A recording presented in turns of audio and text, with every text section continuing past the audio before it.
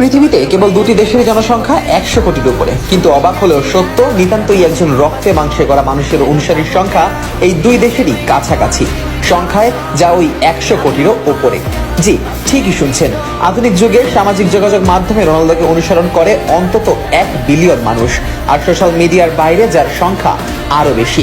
বিশ্বকাপের টিকিটের দাম নিয়ে যতই সমালোচনা চলুক আর যত ক্ষোভই থাকুক, এক জায়গায় গিয়ে সব আপত্তি যেন থমকে যাচ্ছে। নামটা ক্রিস্টিয়ানো রোনালদো দস সান্তোস আভেইরো।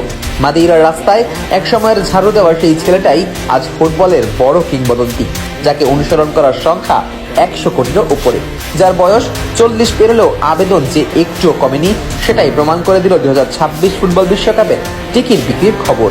এই বাজারে আকাশ ছোঁয়া দাম রাখার পরেও পর্তুগালের ম্যাচের টিকিটের চাহিদা যে সবচেয়ে বেশি। ক্রিস্টিয়ানো রোনালদোর শেষ বিশ্বকাপ বলে কথা, সবাই তাই চাচ্ছে সরাসরি মাঠে বসেই তা উপভোগ করতে।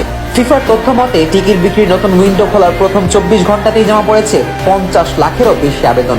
আর পুরো গ্রুপ পর্বে সবচেয়ে বেশি চাহিদার ম্যাচ হিসেবে উঠে এসেছে মিয়ামির হার্ড রক স্টেডিয়ামে অনুষ্ঠিত হতে যাওয়া পর্তুগাল ও কলম্বিয়ার মধ্যকার ম্যাচটি।